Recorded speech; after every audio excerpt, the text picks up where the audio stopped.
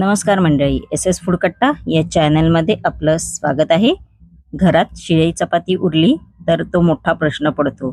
शिळ्या चपात्या टाकून द्यायच्या की खायच्या?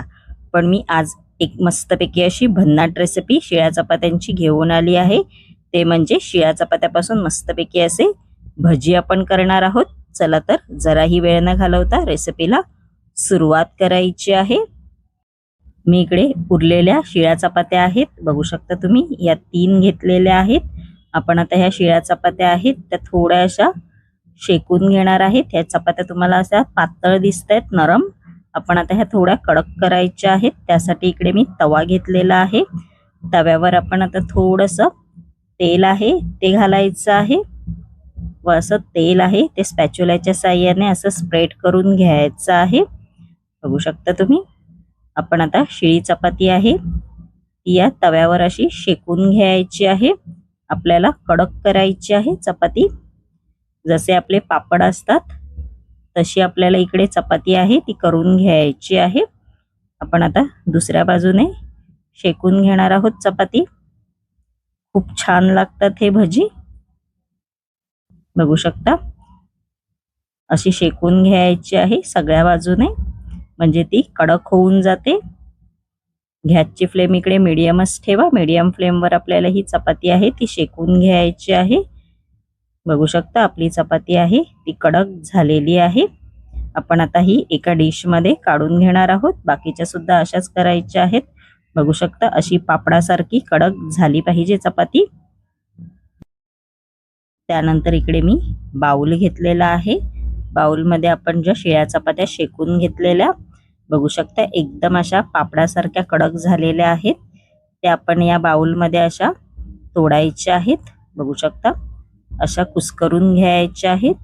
जास्त एकदम बारीक नाही कुस्करायच्या आहेत, अशा मीडियमच करायच्या आहेत. बघू शकता तुम्ही. आपण आता याच्यामध्ये कांदा आहे तो घालायचा आहे बारीक चिरलेला एक. आपण आता याच्यामध्ये बाकीचं साहित्य आहे ते घालायचं आहे. इकडे मी बिना तिखट हिरवी मिरची घेतलेली आहे ती घालायची आहे एक. त्यानंतर याच्यामध्ये 1 चमचा तांदळाचं पीठ आहे ते घालायचं आहे. तांदळाचं पीठ नसेल तर तुम्ही कॉर्नफ्लॉवर पण वापरलं तरी चालेल. त्यानंतर 2 चमचे बेसन पीठ आहे ते घालायचं आहे. त्यानंतर याच्यामध्ये अर्धा चमचा जिरं घालायचं आहे. 1 चमचा सफेद तीळ घालायचे आहेत. सफेद तीळ ऑप्शन आहेत, नाही घातलात तरी चालेल. त्यानंतर याच्यामध्ये आपण अर्धा चमचा चाट मसाला आहे तो घालायचा आहे, भजी थोडी चटपटीत होण्यासाठी. त्यानंतर याच्यामध्ये 1 चमचा लाल तिखट मसाला आहे तो घालायचा आहे. त्यानंतर इकडे मी आलं, लसूण, हिरवी मिरचीचा ठेचा केलेला आहे.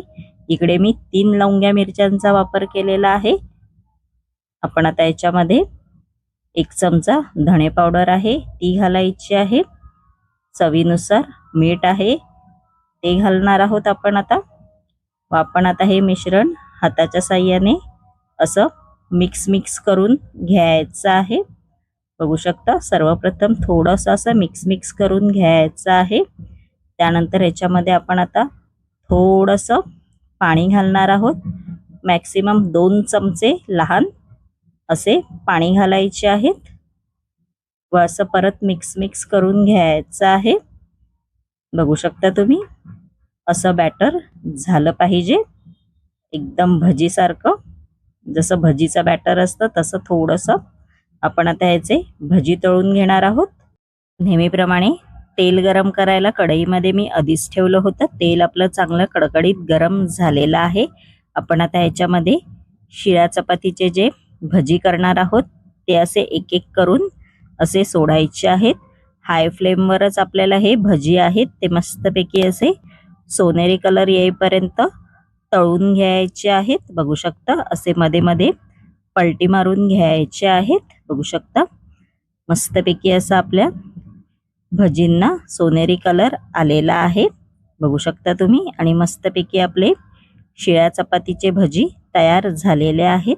ह्याच्या आधी मी शिळ्या चपातीचे कुरकुरे ही पण रेसिपी केलेली आहे, तुम्ही जाऊन पाहू शकता माझ्या चॅनलवरती. आणि एकदम भारी आहेत. खाण्यासाठी शिळ्या चपातीचे कुरकुरे आणि आता शिळ्या चपातीचे भजी खूप छान लागतात. आणि शिळ्या चपातीचे भजी हे तुम्ही जर पिझ्झा पास्ता सॉस बरोबर खाल्लात ना तर एकदम भारी लागतात. आणि माझी ही रेसिपी जर आवडली असेल तर कमेंटमेंट बॉक्समध्ये नक्की सांगा. आणि अशाच नवनवीन युनिक रेसिपी जर तुम्हाला माझ्या चॅनलवरती पाहायच्या असतील आणि तुम्ही जर माझ्या चॅनलवरती नवीन असाल तर नक्की SS फूड कट्टा या चॅनलला लाईक, शेअर अँड सबस्क्राईबर करायला विसरू नका. धन्यवाद.